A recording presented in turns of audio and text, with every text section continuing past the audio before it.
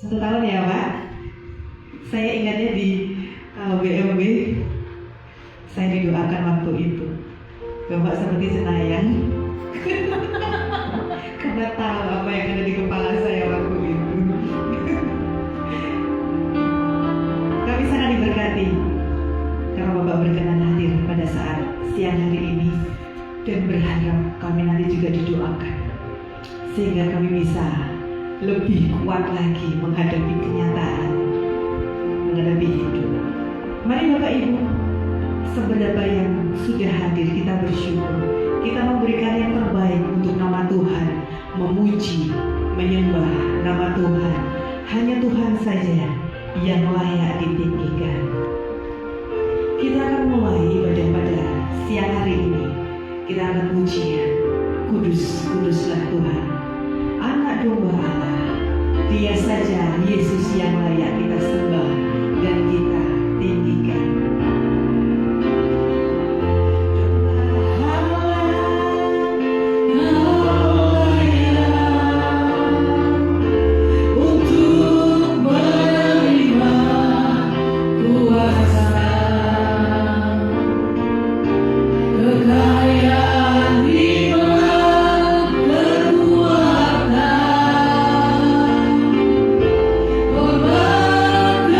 Kemuliaan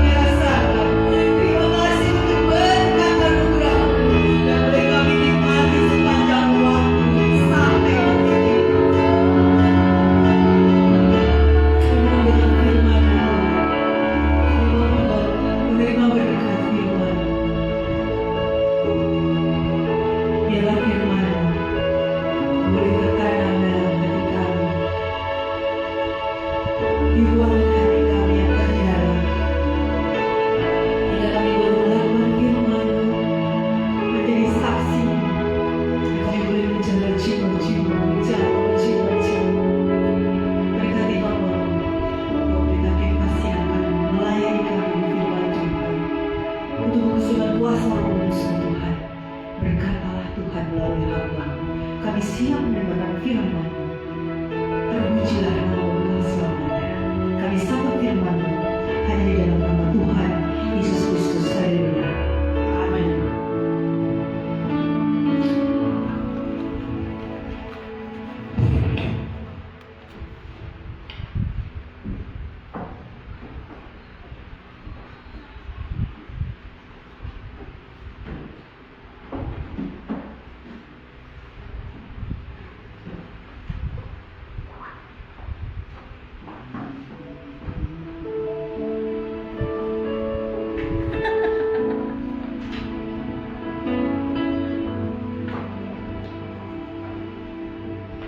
Shalom Ibu. Ya, terima kasih buat siang ini.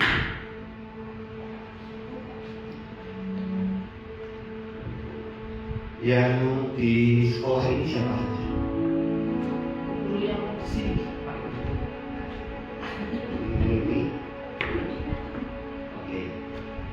Jadi hampir mayoritas di sekolah ini ya. Sebelum saya kelupaan, kok kelupaan. Tadi Bu Yohana bilang, wah tahun lalu apa? Jangankan tahun lalu, tadi pagi dua orang aja sudah langsung lupa siapa. Oke, ini buat SD satunya, buat SD Kristen ya. Saya nggak tahu, saya cuma berterima kasih aja hari ini saya di sini. Terima kasih Bu. Boleh diizinkan hari ini di sini. Saya selalu tanya kenapa Tuhan bawa atau yang Tuhan mau apa. Ketika ditanya tuh kemarin Pak temanya apa, saya terlalu pos saja itu sebelumnya. Karena yang muncul tiba-tiba yaitu kemustahilan menjadi keajaiban. Tapi saya tidak ngerti kalau saya ada di sini tempatnya. Tapi ini bisa jadi tema untuk sekolah ini. Kemustahilan menjadi keajaiban. Amin.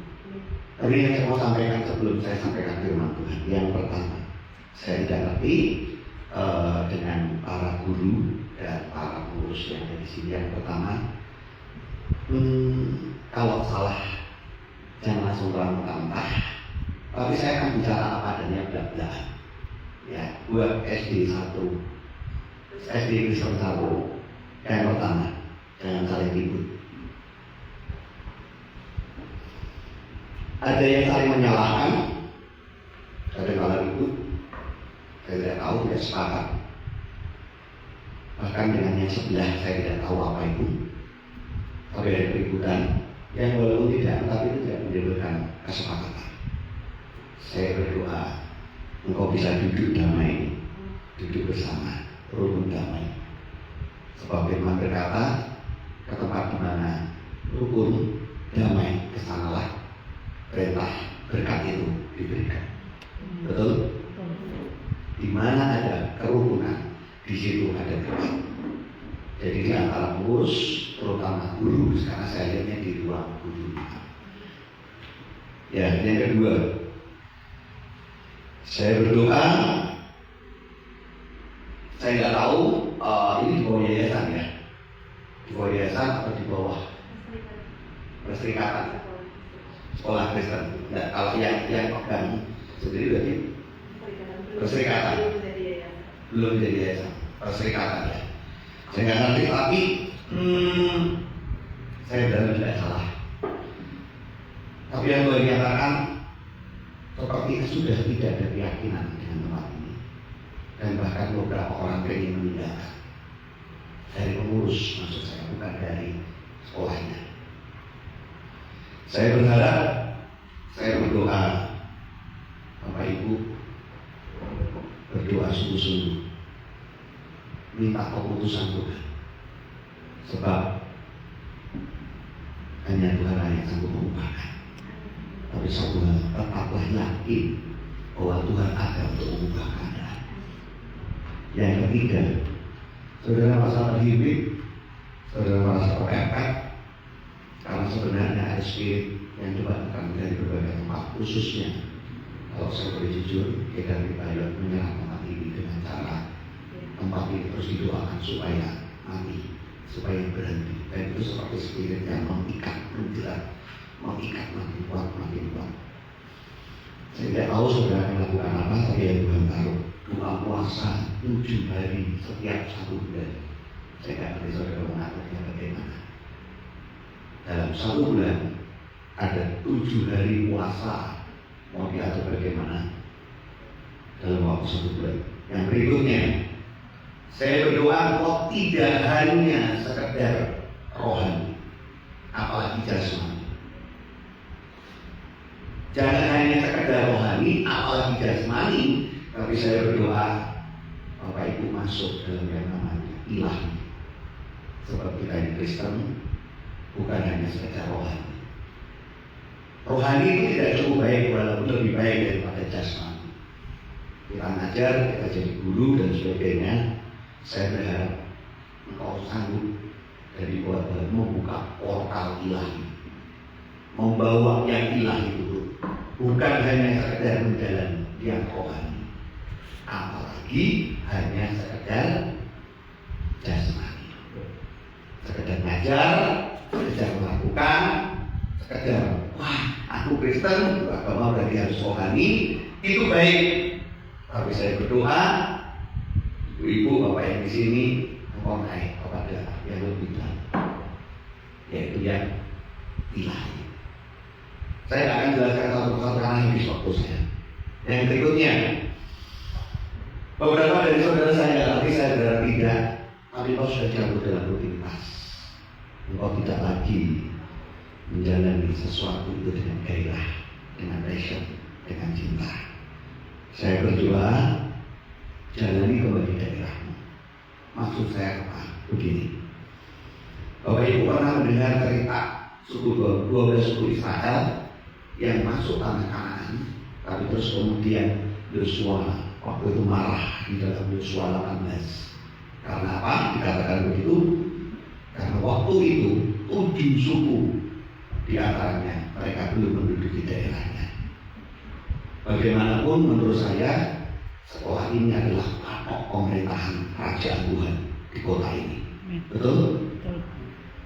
Tuhan mematok, Tuhan menegakkan, Tuhan menaruh ini menjadi sebagai daerah kekuasaan wilayah. Betul? Tapi apakah kita sudah menguasai daerah ini? Pertanyaan Bapak Ibu semua yang tinggal di sini. Saya berharap Yosua waktu itu dengan tegas berkata, pada waktu itu masih tinggal 7 suku di antara orang Israel yang belum mendapat bagian dari pusaka. Sebab itu berkata Yosua kepada orang Israel, berapa lama lagi kamu bermalas-malas sehingga tidak pergi menduduki negeri yang diberikan kepada murid Tuhan Allah nenek moyangmu. Saya berdoa kau pergi duduki daerah ini. Sekedar kau hanya keliling, sekedar kau hanya jalan keliling daerah ini, daerah mungkin muridnya dari mana saya tidak ngerti. Tapi itu wilayah kekuasaan. Kalau ada zonasi katakanlah, ya berarti zona itu. Tapi apakah engkau sudah mendudukinya? Saya tidak ngerti. Saya berharap kau menduduki daerah yang telah diberikan. Bagaimanapun ditaruh di sini, berarti ada wilayah daerah yang diberikan kepada yang terakhir. Saya tidak pernah, apakah sudah pernah atau belum dilakukan pertemuan raya antara semua orang tua, pengurus, guru, bahkan murid untuk bersama-sama merendahkan diri dan meminta Tuhan, meminta anugerahnya, meminta Tuhan sendiri hadir dan berdaulat atas sekolah ini. Saya lihat seperti ada sebuah pertemuan raya di mana semua orang berdoa, di mana semua orang menangis, di semua orang merendahkan diri, di mana semua orang dari semua bagian benar-benar meminta Tuhan, please Tuhan buat tempat ini. Saya berharap, saya berdoa, biarlah engkau tetap semakin diperkuat, semakin mengerti. Tuhan tidak pernah salah menempatkan kita, tapi masalahnya apakah kita sudah mengerjakan bagian kita. Itu saja yang saya mau sampaikan buat SD 1 SMP ini.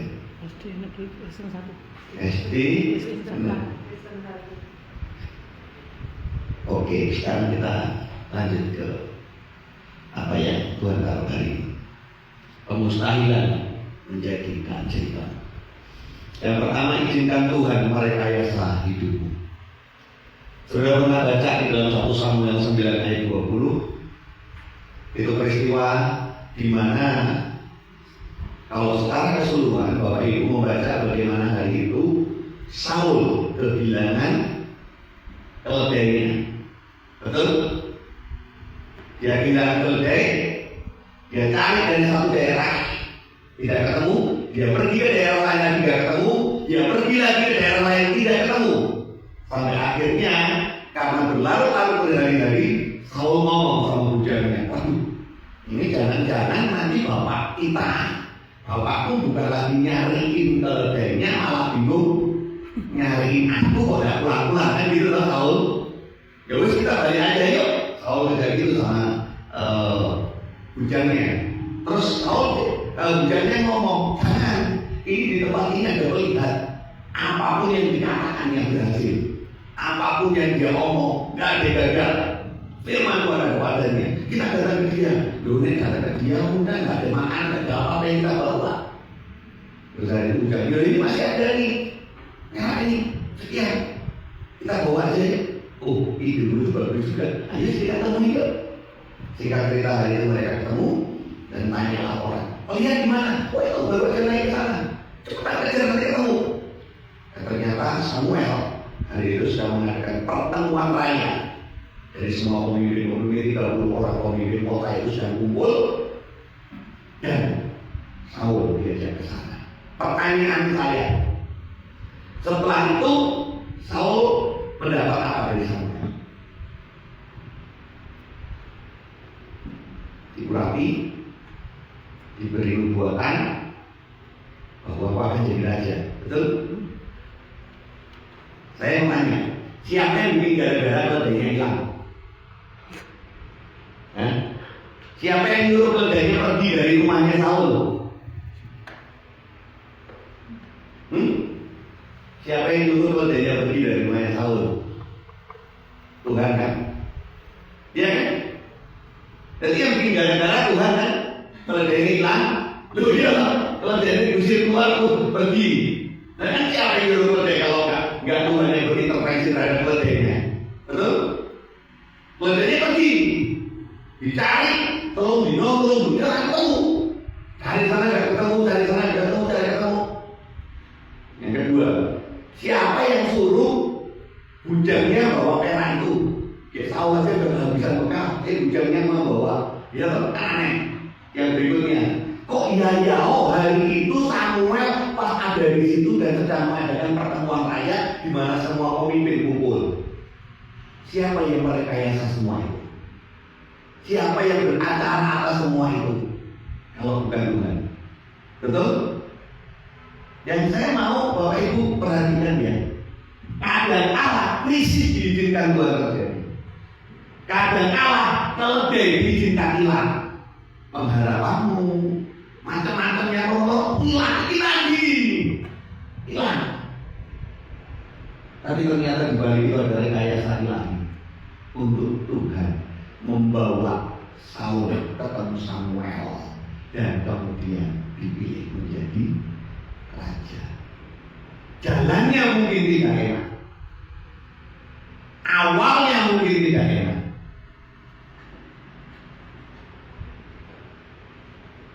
Ketika kau kehilangan jangan takut, itu bukan akhir. Itu adalah undangan dan pintu masuk untuk Tuhan mengubah hidup kita. Amin.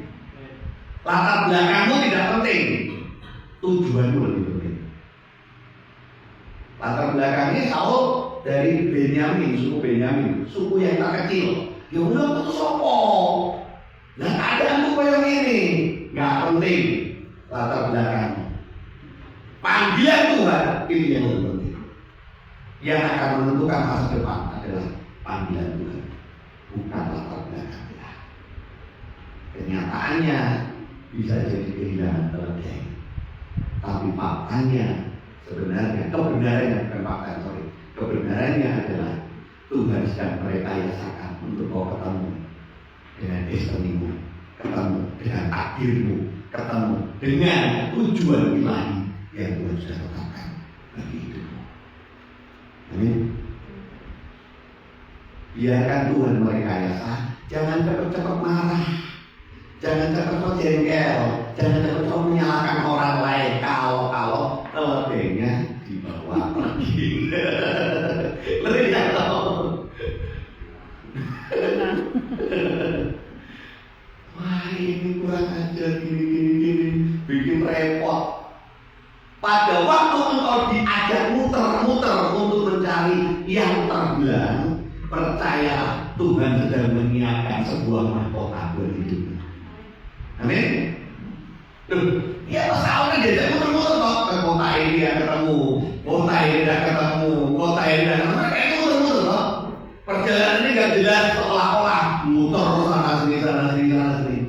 Tapi di tengah muter-mutermu itu, Tuhan berkata kepada Samuel, besok aku akan utus orang dari Benyamin yang akan menjadi raja umatku. Ya kan? Tapi muter-muter saya, terus Tuhan ngomong ini. Saya berdoa kau tidak habis imanmu dan kau tetap percaya. Siapa tahu kehilanganmu akan keledai membuat kau menemukan pengurapan yang terbesar yang akan mengubah hidupmu. Amin. Next. Ketidakjelasan rute menuju sana adalah rute. Jadi awalnya nggak jelas, ya, nggak jelas, rasa seperti sebuah kesialan. Siapa?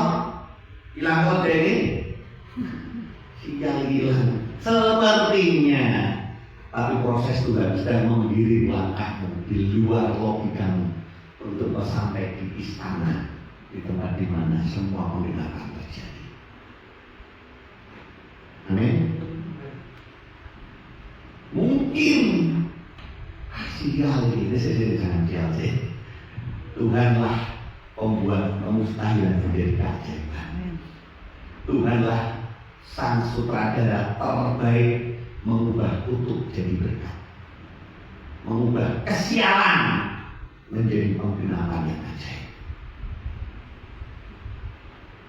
Saya berdoa kita tidak cepat marah ketika ada hal di sekitar kita terjadi. Biarkan proses Tuhan mengirim langkah demi langkah. Walaupun seolah-olah tidak ada hasil, ya kan? Tidak ketemu, tidak ada hasil. Pergi lagi, tidak ada hasil. Pergi lagi, tidak ketemu, tidak ada hasil. Ya kan? Seolah-olah tidak ada hasil. Sebentar. Tuhan yang sedang melihat engkau bersungguh-sungguh mencari itu sedang mengatur sedemikian rupa, sedang membuat sedemikian rupa sampai pada akhirnya ini istana, mahkota, pemerintahan, kerajaan, segala yang terbaik yang diinginkan orang Israel ada padamu. Amin. Yes. Amin. Jalanin aja, nikmati aja. Nanti Tuhan akan berperkara mereka semua. Next.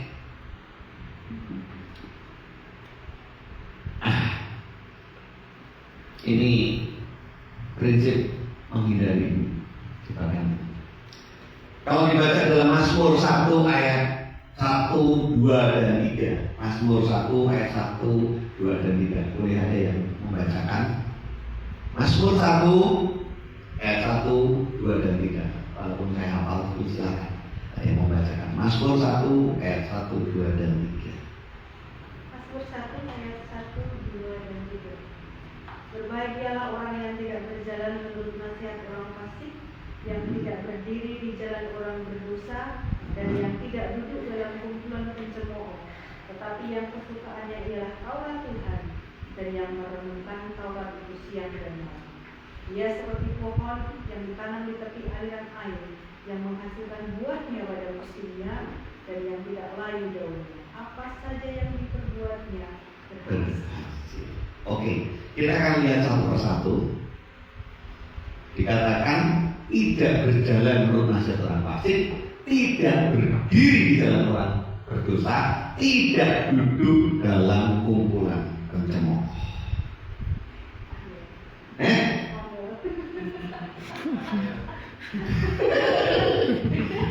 berjalan dengan nasihat orang fasik, berdiri di antara jalan berpisah, dan duduk di dalam kumpulan para pencemooh. Sebenarnya dikatakan berbahagia orang yang tidak. Berarti kalau tidak bahagia berarti ada mungkin berdiri bersama siapa, berdiri bersama siapa, duduk bareng siapa. Saya berdoa kita berdiri di dalam jalan yang Tuhan memang sudah tetapkan. Destiny kita berjalan di sana. Berdirilah bersama dengan orang-orang yang mau berdiri. Baiklah, berdiri untuk di gereja sekolah ini, berdiri untuk miracle blessing, berdiri untuk komunitasmu, berdirilah dengan orang-orang yang mau berdiri untuk menyelesaikan panggilan. Berjalan bersama Tuhan atau berjalan bersama orang yang bisa sepakat dengan Tuhan. Karena berat kalau tidak berjalan bersama. Tidak satu visi itu berat. Yang satu pengen jalan sana, yang satu pengen jalan sana, itu berat. Tapi kalau satu visi jalannya bareng, itu akan meringan. Paulus menyelesaikan seluruh Asia pemberitaannya itu hanya dalam waktu 2 tahun. Yang dia lakukan apa? Ketika ada orang-orang yang menolak, dia akan tinggalkan. Kalau ada orang-orang yang tidak mau dididik, dia akan tinggalkan. Dan dia akan fokus pada mereka yang mau dididik, yang mau berjalan bersama, yang mau bersama-sama mengerjakannya. Dia fokus ke orang-orang. Dan dengan cara itu, dia menyelesaikan seluruh Asia hanya dalam waktu 2 tahun pemberitaan Injil. Kadang-kala kita terjebak kepada kerumunan, kumpulan pencemooh, terlalu asik mendengarkan omongan mereka. Kita terlalu lama berdiri bersama mereka yang tidak mau semangat. Kadang-kala kita berjalan tidak dalam panggilan Tuhan, kayak berjalan dalam nasihat orang fasik. Ini seperti makin turun berat. Kenapa saya mau berbahagia?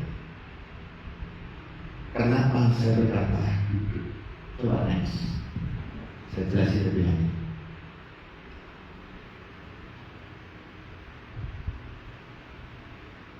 Apa yang Anda inginkan? Siapa yang kita ajak bicara? Apa yang kita renungkan? Dari ketiga titik itu muncullah keajaiban. Muncul keajaiban. Coba next berikutnya, saya lupa persis. Balik lagi.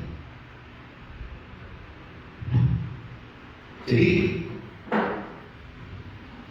ayat-ayat berikutnya itu terjadi karena sebenarnya ayat 1 inilah awalnya. Ketika kita ini berdiri bersama siapa, berjalan bersama siapa, duduk bersama siapa. Saudara,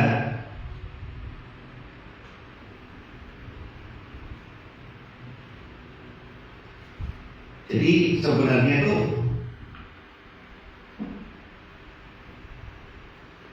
yang terpenting adalah siapa yang kita paling inginkan, bukan apa yang kita inginkan. Maksudnya begini, banyak orang itu seringkali tadi Tuhan sertai, Tuhan berkati, itu beda. Sangat baik. Kita berdoa Tuhan mau menyertai kami, Tuhan berkati ini baik ya. Tapi ada nggak yang lebih baik daripada kita meminta penyertaan dan meminta berkat Tuhan? Ada nggak yang lebih baik dari itu? Apa yang lebih baik daripada meminta penyertaan dan meminta berkat Tuhan? Ada nggak yang lebih baik?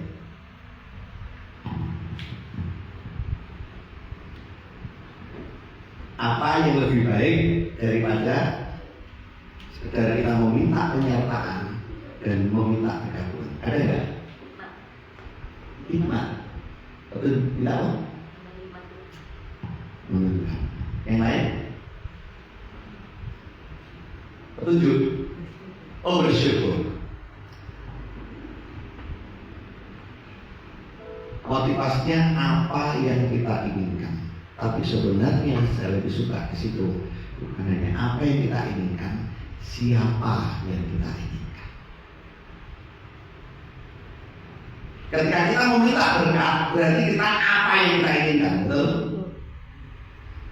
Tapi kalau siapa yang kita inginkan, Tuhan itu lebih ingin dirinya dimiliki daripada sekedar tangannya saja.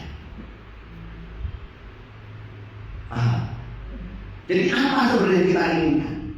Tangannya, penyertaannya, berkatnya, atau pribadinya. Nah, orang seringkali yang diinginkan apa yang di tangannya. Tuhan sertai, Tuhan berkati, itu tangannya atau pribadinya. Yang lebih penting daripada sekedar meminta penyertaan dan berkat Tuhan adalah meminta keputusannya. Betul? Nah, ini yang jarang banyak orang Kristen tidak lakukan, ya kan? Buka apa, ngerjain apa, Tuhan sertai kamu begini, Tuhan berkati ini. Begitu sudah kacau balau, minta dibuain ini, minta dibuain ini, undang ini, gitu aja dulu. Saya ngomong buka ini sopo. Dulu saya nyuruh kamu jadi pendeta apa? Yang nyuruh kamu jadi guru apa? Lah begini kok saya mau ke sekolah gini terus kemudian adanya buka ya cuma sekolah teologi hanya sekolah ini jadi saya masuk.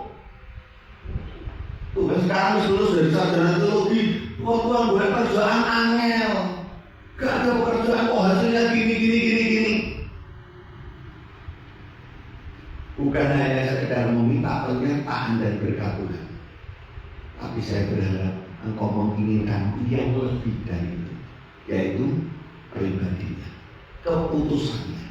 Sebab kalau itu adalah keputusan Tuhan, kira-kira Tuhan berkati? Pasti berkati. Kalau itu keputusannya Tuhan menyertai enggak? Pasti. Jadi kau tidak usah minta penyertaan, tidak usah minta berkat, pasti itu diberi karena itu keputusan Tuhan. Betul? Kehendaknya Tuhan, keputusannya. Nah, masalahnya itu di situ. Seringkali orang hanya berdoa, hanya yang rohani, ini kayaknya bagus rohani. Tapi kok tidak benar-benar itu yang ilahi. Saya berdoa, Bapak Ibu tahu apa yang Bapak Ibu inginkan. Bukan hanya sekedar yang ditanya, bukan hanya sekedar berkat dan penyertaannya, tapi kau menginginkan pribadinya, keputusannya. Jangan kau melangkah karena keputusanmu dan bukan keputusan Tuhan.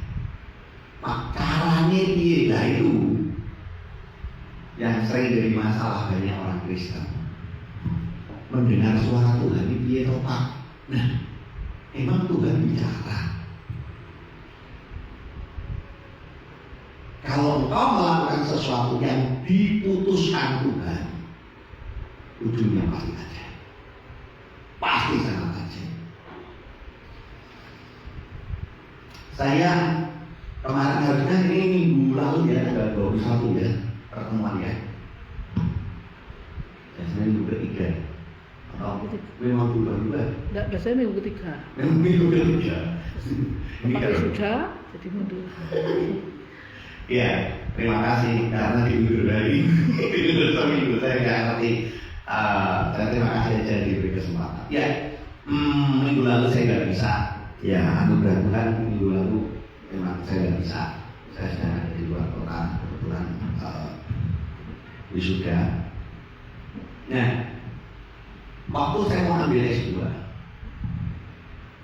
awalnya saya tanya Tuhan, aku perlu sekolah lagi enggak? Ya, kamu ambil. Begitu sudah mau ambil, sampai harinya itu gak duit. Ya sudah, akhirnya saya nunggu pendaftaran sudah tutup, sudah mulai kuliah. Saya belum datang. Jadi waktu itu lagi doa di sebuah taman doa, dan Tuhan berkata, tahu nih kamu akan ini. Oke, sudah saya selesai doa keluar. Terus sebelum sebuah acara saya pergi menemui seseorang. Ketika ketemu dengan seseorang itu, dia kenal kami dengan bagian admin sebuah SDT. Pak, Bapak harus ikut S2 loh. Nah, terus telat kok, gak apa-apa. Kan wis pelayanan, wis macam-macam semua mulai dari yang pas minggu pertama itu kan Bapak sudah ngerjain semuanya. Sebenarnya S2 Bapak sudah ngerjain semuanya. Nah, apa Bapak ikut aja? Wah, ambil duit ya? Enggak, Bapak itu belum dipaksa untuk ikut. Jadi akhirnya saya hari itu belum memutuskan untuk ikut atau tidak. Saya pulang ke rumah. Terus kemudian saya ditelepon pagi-pagi, Pak, nanti sore ada kuliah ikut ya? Ngawurik, wah belum apa-apa. So, pokoknya hari ini Bapak lengkapi semua persyaratan untuk ikut kuliah. Semua administrasinya selesaikan hari ini, Bapak ikut kuliah. Nah terus Bapak punya uang berapa? Oh, saya punya uangnya sekian. Ya udah kirim ke saya. Nah terus pokoknya Bapak tahunya hari ini kuliah, gak usah ngurus biaya. Dan akhirnya kemarin 2 tahun setelah kemudian dalam anugerah Tuhan selesai. Maksud saya apa? Kalau Tuhan yang sudah memutusin, dia yang bikin caranya, dia yang akan buka jalannya, dia yang akan kerjakan, dia yang akan jamin, dia yang akan cukupkan, dia yang akan berkati, dia yang akan serahin. Gitu loh. Tapi seringkali kan, bahkan begitu saya ambil tesis, saya orangnya karena segala sesuatu saya biasanya akan doa. Jadi sebelum ambil tesis sebelum diberikan saya sudah ada Tuhan, saya di depan takut Tuhan, suruh ambil tesis apa? Terus mau ambil tesis ini. Maksudnya waktu Tuhan mau bikin pemuritan pola Ismail. Pemuritan pola Ismail, apa itu Tuhan? Saya doa, berikutnya bisa lagi doa lagi. I-nya adalah ini, S-nya ini, M-nya ini, A-nya ini, terus E-nya ini, L-nya ini. Kamu kerjakan dalam waktu 6 bulan. Kamu selesaikan. Dan akhirnya, puji Tuhan, buat akhirnya saya waktu sebelum sidang saya minta validasi dari salah satu seorang profesor kontekstual. Dia adalah seorang rektor di sebuah universitas Islam, tapi dia seorang penginjil dan sudah 4 kali masuk penjara. Dan waktu dia baca tesis saya untuk validasi, dia ngomong, selesai ujian tesis, tolong dikirim ke saya, dan tolong semua lembaga misi dan lembaga semua yang terlibat gereja, apapun yang terlibat dalam misi kepada orang edan, kepada orang Ismail, kirim materi ini, karena ini materi sangat bagus dari hasil penelitian, belum pernah ada yang begini. Bahkan ketika ujian sidang tesis, nggak ada pertanyaan, malah ngobrol yang lainnya, karena Pak, selesai, nanti saya dikirimi materi ya Pak ya, ini bagus banget. Ya sudah, puji Tuhan, karena Tuhan yang suruh. Saya sidang yang lain belum ngumpulin, saya udah ngumpulin karena sudah enak banget, karena Tuhan taruh ini, Tuhan taruh ini, Tuhan taruh ini, keputusan Tuhan yang ini, keputusan Tuhan yang ini.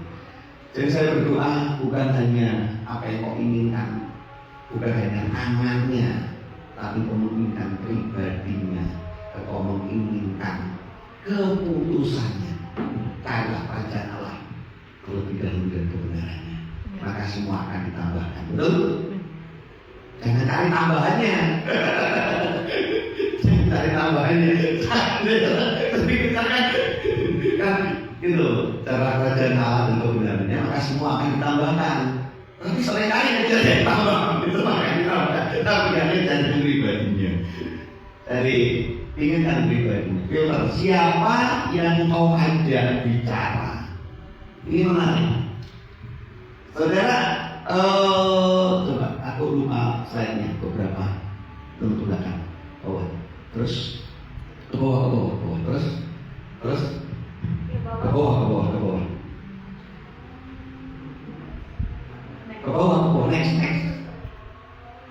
Next, terus next.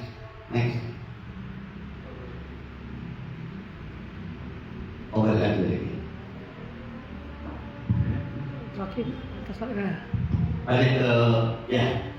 Siapa yang kita ajak bicara? Saudara, saya pengen coba saudara tak bawa ke dalam sebuah keadaan yang sedikit berbeda. Saudara pernah nggak baca Kejadian 3 di mana manusia jatuh dalam dosa? Nah ya.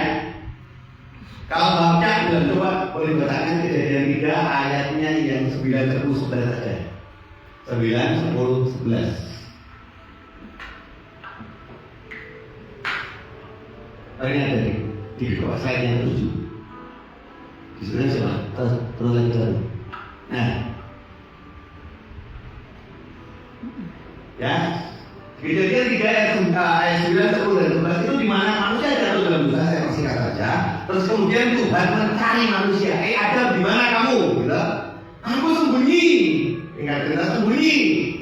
Terus bla bla bla bla. Terus di ayat 11 itu Tuhan ngomong, siapa yang memberitahukan kepadamu bahwa engkau tersedia? Apakah kau makan dari buah yang kularang engkau makan itu? Sekarang jangan lihat itu, perhatiin saya. Ayat-ayat sebelumnya Kejadian 2, Tuhan menumbuhkan segala tumbuh-tumbuhan. Kejadian 2 ayat 9. Di sana Tuhan menumbuhkan buah-buahan dan kemudian Tuhan menaruh atau menumbuhkan pohon kehidupan di tengah-tengah taman serta buah pengetahuan itu. Sekarang tengah-tengah taman, berarti anggap aja ini kota. Tengah-tengah kotanya apa? Alun-alun kan? Loh iya toh? Tengah-tengah kotanya alun-alun gitu loh. Atau gini, jadi tengah-tengahnya kan lapangan terbuka kan?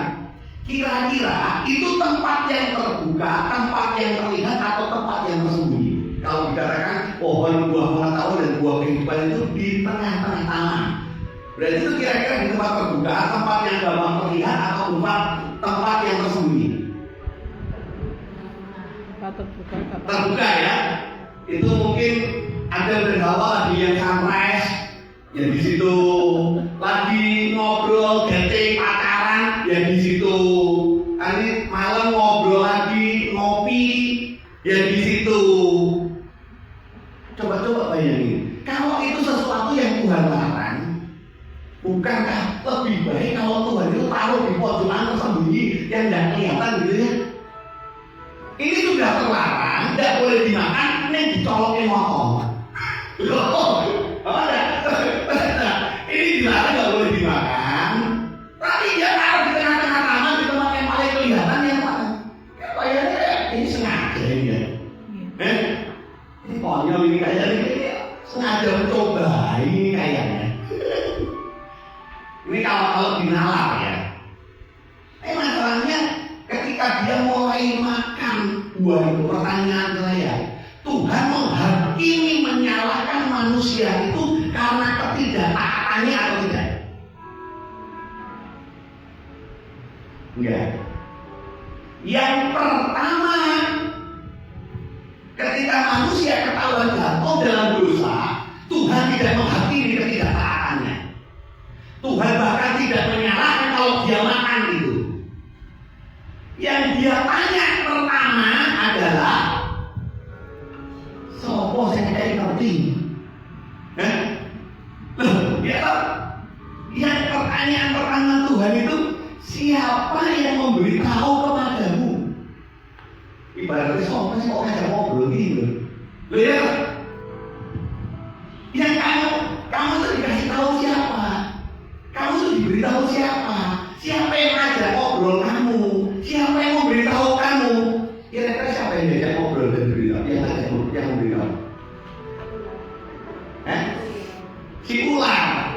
setan itu ya. Hah? Berarti dia duduk ngobrol sama pencemoohan ya. Dia perempuan apa ini? Bahasa benar orang sejarawan orang bahasa sini nggak bagus sama dengan dia apa ya? Ya duduk itu ya. Ngobrol-ngobrol lesehan kalau sopo ngobrol-ngobrolan sopo. Siapa yang sering kita ajak ngobrol? Sering kita dengerin itu suara ketakutan, keraguan, opini dunia. Karena kita ngobrol dengan siapa, ya itu yang jadi input kita. Benar kan? Kita duduk ngobrol dengan siapa, ya itu yang akan. Saya berdoa saudara adalah tidak mendengarkan yang iblis obrolkan, yang iblis omongkan, yang iblis katakan. Saya berdoa saudara tidak duduk bareng, tapi kau duduk dalam hadirat Tuhan. Amin. Engkau duduk bersama dengan Tuhan. Engkau ngobrol bersama dengan Tuhan. Komunitasmu adalah komunitas yang memberkati. Tempat sekitarmu adalah tempat orang-orang yang memberkati. Jadi dia ngomong, siapa yang ngasih tahu? Wah Pak, katanya gini-gini. Saya nggak ngerti soal.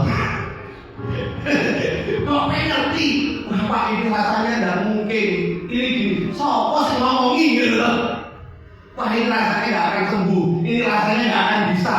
Ini waduh saya takut banget. Iya sopo saya pengen ngerti gitu.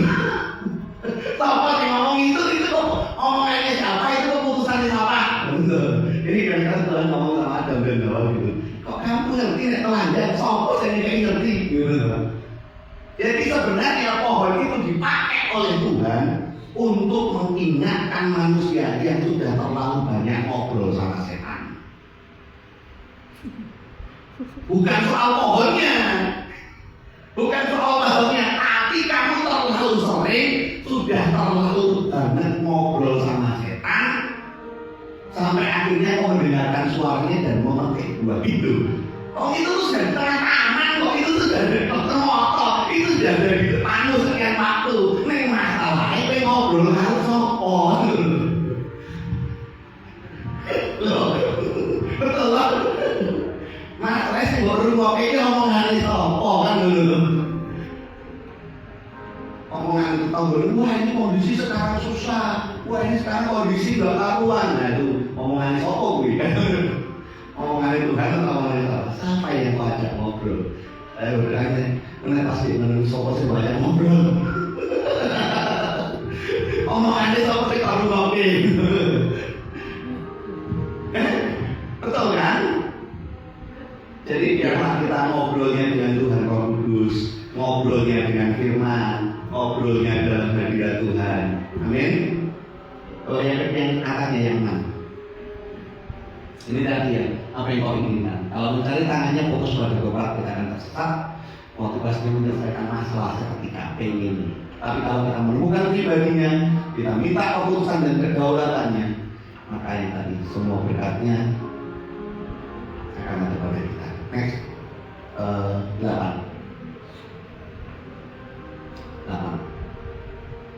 Nah, perhatikan apa yang berikutnya? Berjalan, berdiri, duduk. Terus ayat 2, yang kesukaannya adalah Taurat Tuhan dan merenungkannya siang dan malam. Nah, kesukaan kita yang mana? Kita lebih suka dengan semua omongan-omongan dunia, pikiran-pikiran yang mustahil.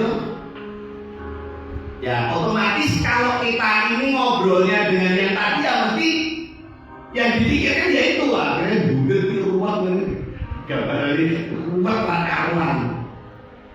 Tapi kalau kita kesukaannya adalah merenungkan, kalau kita duduk bareng Tuhan tiap hari mesti suka merenungkannya firman dan Taurat, betul? Tapi tiap hari duduknya, berdirinya, jalannya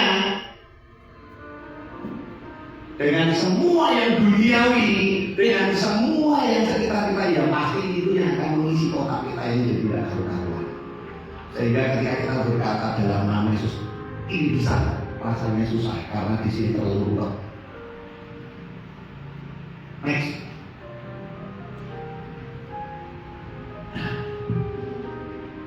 Ini yang tadi saya ngomong sekolah ini, saya lihat tuh pengurus tuh terus ada di sekolahnya, guys mau belakang ini, saya yakin ini kalau gitu,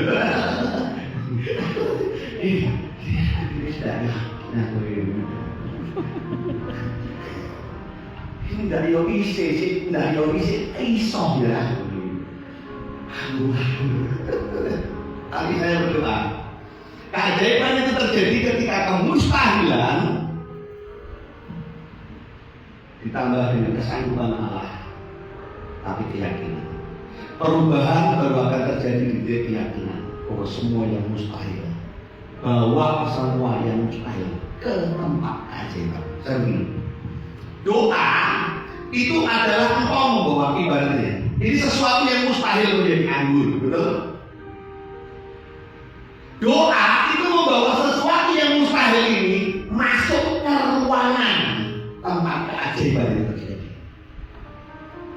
Dan ketika engkau mendengar keputusan Tuhan, maka engkau berkata dalam nama Yesus, kau akan jadi anggur, maka dia jadi anggur. Doa itu bukan Tuhan berkati ini, bukan. Tapi kalau Tuhan aku hadapkan kasih ini di hadapanmu, tiba-tiba Tuhan mau terus kami harus lakukan apa? Lakukan ini. Nah, itu sebenarnya doa. Engkau membawa sesuatu yang mustahil, engkau membawa sesuatu yang kau hadapi, engkau membawa sesuatu yang itu adalah kondisi realmu.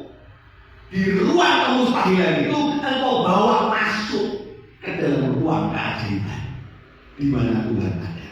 Engkau bawa masuk ke ruang hadirat Tuhan. Dan di situ akan bertemu dengan yang dikatakan bagi Allah tidak ada yang mustahil. Dan begitu kau mendengar telingamu Tuhan berkata tidak ada yang mustahil, tiba-tiba keyakinan itu muncul. Maka kemustahilan bertemu dengan keilahian dalam keyakinanmu. Jadi yang menentukan adalah keyakinanmu. Perubahan hanya akan terjadi pada waktu engkau yakin itu pasti bisa berubah di dalam nama Yesus. Amin. Masalahnya ada banyak orang percaya Tuhan itu sanggup melakukan, tapi tidak sampai titik di mana kita yakin. Karena firman-Nya tidak ada yang mustahil bagi Allah, tidak ada yang mustahil bagi orang yang percaya, betul? Kan ayatnya tidak ada berarti di situ, tidak ada yang mustahil bagi Allah, tidak ada yang mustahil bagi orang yang percaya. Pertanyaannya, kamu masih percaya enggak? Kamu masih percaya enggak bahwa yang mustahil itu bisa terjadi menjadi keajaiban? Kalau belum, firman Tuhan akan jadi firman. Karena adalah Kristus tersebut. Next.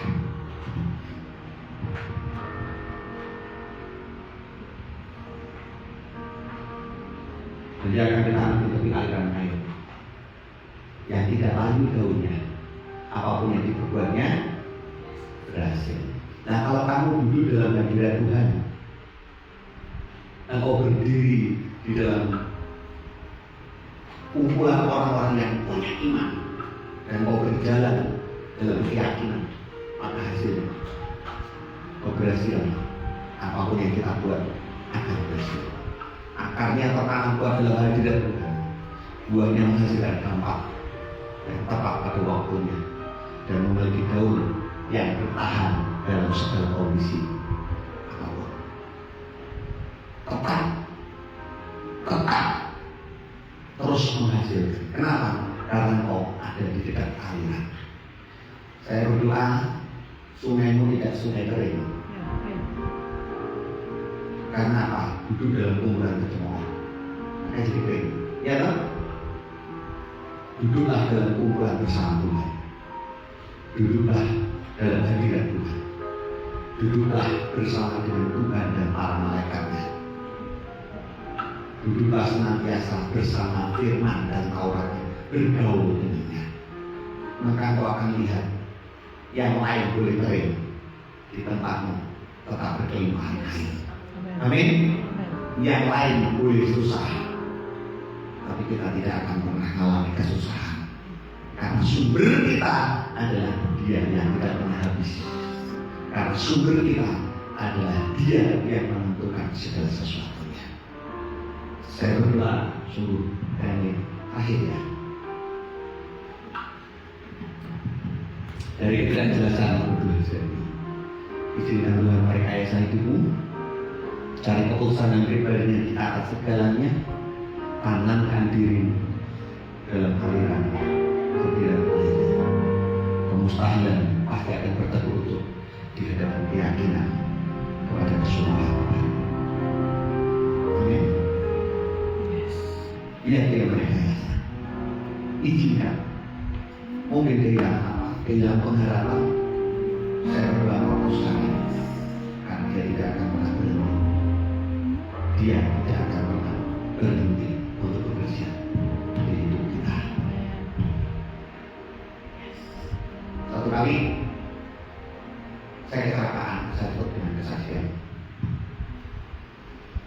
Hari itu saya pulang dari rapat persiapan Natal anak muda. Kebetulan saya ketua pemuda kabupaten. Saya pulang cepat-cepat mau pergi mendoakan rumah seorang jemaat yang sedang pindahan. Karena waktunya mepet, saya kebut. Secepat mungkin saya kebut. Hari itu hujan jam 6 sore, sudah gelap, penerangan kurang.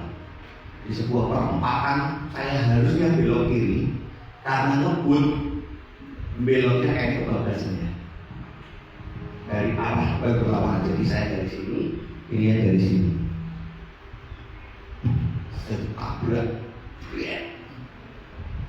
motor saya terpental, orang yang nabrak saya terpental, dan saya tempur di aspal. Saya bersyukur hari itu saya kecelakaan. Saya dipotong sama orang di pinggir, yang ditaruh pinggir. Terus korbannya satunya juga ditaruh ke pinggir. Terus saya mulai lihat semua badan saya aman. Saya duduk, saya berjalan menemui yang nabrak saya. Saya cek di detail kompel 6, sobek di beberapa tempat, lututnya sini pecah, harus dioperasi. Terus mulai ada beberapa kesadaran. Motor dia T-nya patah, T tengahnya itu patah. Motor saya suka ini T-nya bengkok, bodinya bengkok 2 cm ke belakang, T-nya patah, stangnya patah, rem cakram depan melengkung, badan saya pecah hampir 45% dari hampir separuh dari ban itu. Tapi yang terjadi korbannya seperti itu, motor yang nabrak patah seperti itu. Saya tidak ada satu pun lecet karena aspal. Padahal saya tempur di aspal. HP saya itu saya kantongi begini, bahkan lepas dari kantong aja tidak. Masih tetap. Saya mikir kok aneh. Memang ada bengkak di sebelah sini karena ketabrak itu. Sama sistem di sebelah simbosnya di pasar sini ya, karena ketabrak juga. Saya harus mondok.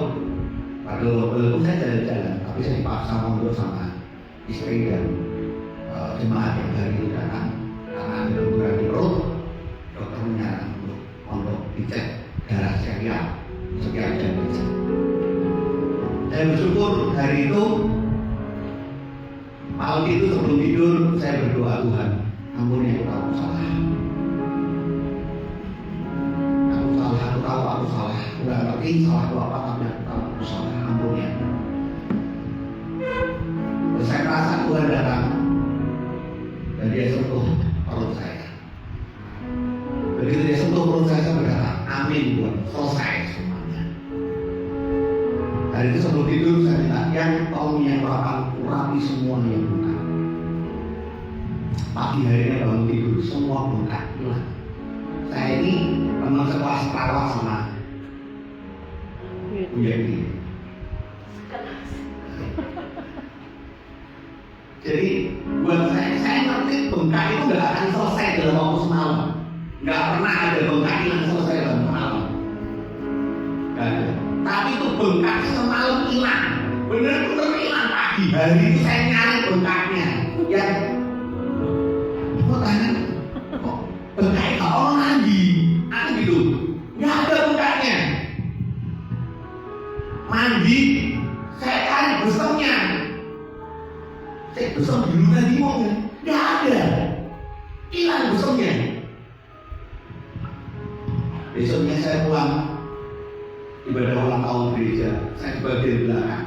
Saya pulang jam 2, ibadah gereja waktu itu ulang tahun jam 4. Jemaat sudah karuan gitu. Ditanya dia pakai masker atau enggak? Ditanya gitu, pakai masker atau enggak? Oh takon. Nek air mesti mantap. Orang aneh, nggak mungkin itu nggak berangkat. Dan betul. Saya nggak ngerti kalau buat awal, nanti itu buat guyonan gitu loh. Karena buat saya kalau Tuhan mau apa ya itu jalan saya berangkat. Saya di belakang itu saya cuma nangis angkat.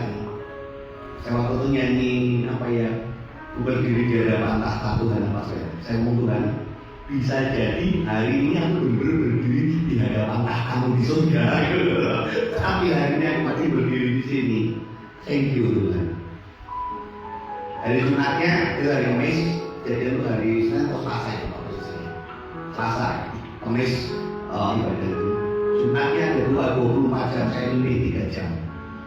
Waktu saya mimpi itu 24 jam dalam 3 jam itu sebelum berangkat saya mengangkat badan saya bersih. Saya mau Tuhan. Kenapa? Berangkat itu dan saya berangkat 3 jam saya berangkat. Nah, pada waktu 3 jam itulah saya tanya Tuhan, boleh nggak aku tahu? Kok aneh? Saya ditabrak kayak gitu, kok lecet kena aspal pun nggak ada. Kok saya ini jelas kurang. Kok nggak nabrak saya kayak gitu loh. Motor saya kayak gitu. Motor saya itu dibawa ke bengkel tukang ini apa reparasi, ngurusin apa ini bodinya. Itu bengkelnya ngomong gini, Pak, ikut dari dia. Kebetulan teman saya yang bawa karena bengkelnya teman saya sesama pengajar gereja tolongin dibawa. Terus di teman yang full timer ini cerita ke saya, Pak, aku jadi koi karo bengkelnya. Ini korbannya piye? Korbannya piye? Rapopo ya? Rapopo piye? Kayaknya dikelukir makan yang mati. Jadi Sabtu pagi saya berangkat ke pagi karena sore saya harus KKN anak muda di pagi. Dia bilang, ini korbannya piye? Nah itu dikelukir sendiri ke pagi. Aduh guyonan gue, lu tenang ini, mobil tak telepon kayak tak video call kan aku tahu gitu.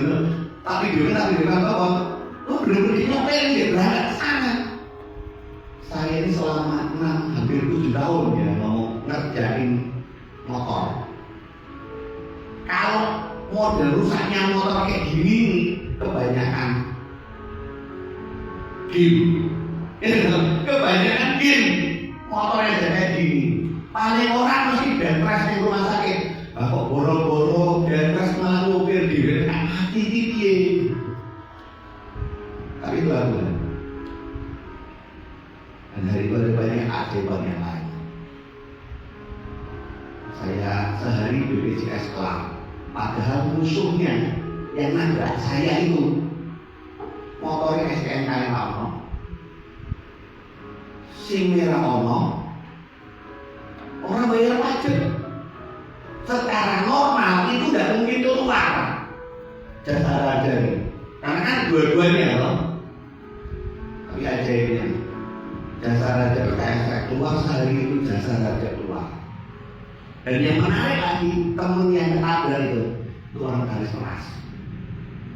Saya tolongin, tanpa apa-apa. STNK aja di mana nggak tahu. Tapi hari itu bisa diambil keluar dan jasa hajanya juga dulu. Jadi saya nggak keluar duit apapun. Saya nggak bayar. Bahkan yang lebih aneh lagi, jasa hajanya dia itu belum langsung turun, tapi rumah sakit itu belum mau nanggung. Itu bahkan aneh. Tak bayar ini rumah sakit dulu lagi. Turunnya kapan? Nggak apa-apa bayar. Wah itu bahkan tambah aneh lagi gitu. Jadi percaya kalau sesuatu kan waktu itu di hari Jumat itu ketika saya doa 24 jam saya tanya Tuhan kenapa. Terus itu saya dikasih sebuah penglihatan. Terus Tuhan ngomong gini, aku tahu di depan di tempat perempatan kamu akan kecelakaan. Aku tahu kamu akan dilaporkan. Tetapi aku harus izinkan itu terjadi kepadamu supaya kau belajar tenang.